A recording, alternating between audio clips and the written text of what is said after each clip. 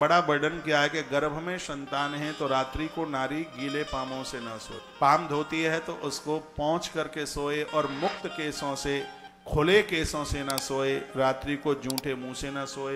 सूर्य अस्त होने के बाद वो अन्न ना खाए। ये गर्भिणी नारी के लिए कुछ बातें बताई गई हैं।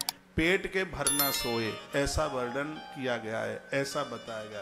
एक जगह पर ज्यादा देर तक न बैठे। चौथे महीने के बाद उपवास न करे। गर्भ में संतान है, धुआं के सामने न बैठे, धूप में ज्यादा न बैठे, ऊंचे पर ना चढ़े, सीढ़ियों को ज्यादा प्रयोग में न ले। ऐसा हमारे ग्रंथों में, अग्नि पुराण में बहुत विस्तार पूर्वक इन बातों का वर्णन किया गया है। गौ माता के गब्य के द्वारा बनी हुई चीजों का वह प्रयोग करे। मसाले ज्यादा ना खाए, नमक मिर्च ज्यादा ना ले, तला हुआ ज्यादा ना ले, बासा भोजन न ले। यह उस नारी के लिए बताया गया है।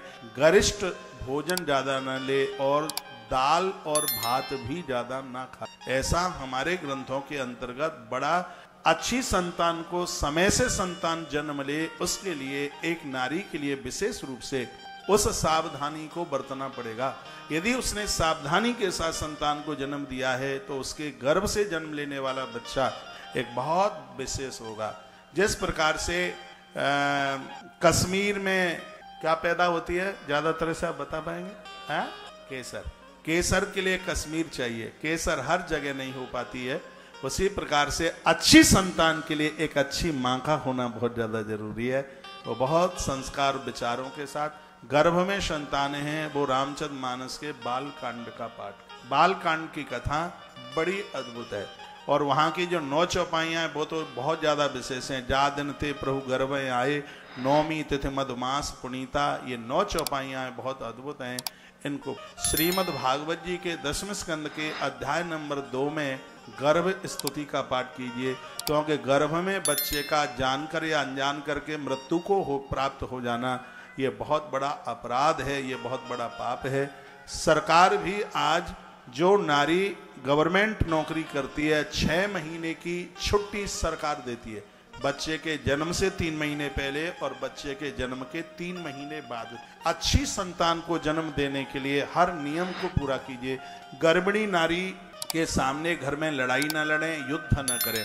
इसका नहीं तो असर होने वाली संतान के ऊपर होता है। उसको प्रफुल्लित, उसको मुस्कुराते हुए, और जब गर्भ में संतान है तो उसको पियर मत जाने दीजिए, उसको उसके मायके मत जाने दीजिए। यहाँ माताएं बैठी हुई हैं, आपकी बेटी ससुराल में है, उसको संतान डिलीवरी होने वाली है, आप अपने घर पर बिल्कुल भी नहीं बुलाइए। क्योंकि ऐसा पियर मायके में ही ऐसा है घर जहाँ नारी स्वतंत्र होती है, चाहे जहाँ आ सकती है, चाहे जहाँ बैठ सकती है, ऊपर छत पर, नीचे फुदक फुदक करके चलती है। क्योंकि पियर होता ही ऐसा है, मायका होता ही ऐसा है। और थोड़ी सी भी असावधानी हो गई तो इसके परिणाम विपरीत हो जाएंगे। एक कथा आती है ब्रह्म वैवर्त पुराण में, और बड़ी वह विशेष कथा है। उग्रसेन की पत्नी थी जिसका नाम था पवन रेखा। बड़ी अद्भुत नारी थी, इसके गर्भ में संतान थी। उसकी सास ने खूब मना किया और वो नहीं मानी और वो अपने मायके चली गई। गर्भ में संतान थी, स्वच्छा से घूमना। एक दिन बगीचे में गई। उस बगीचे में द्रुमिल नाम का राक्षस रहता था। उसके गर्भस्थ शिशु के ऊपर, उदर के ऊपर उस राक्षस की दृष्टि पड़ गई।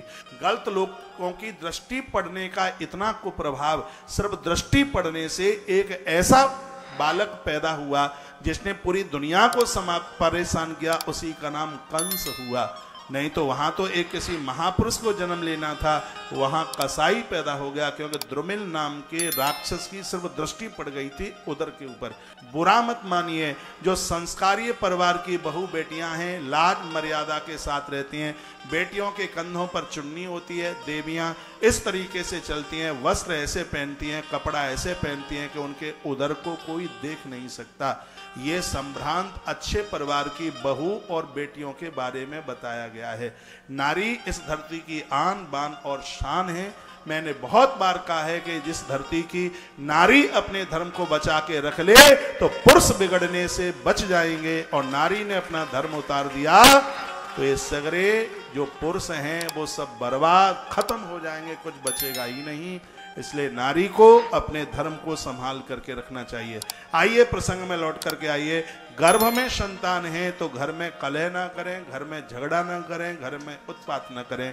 गर्भणी नारी का विशेष ध्यान रखें। गौ माता के घृत की व्यवस्था की जाए, उसको बाजारू चीजें खाने से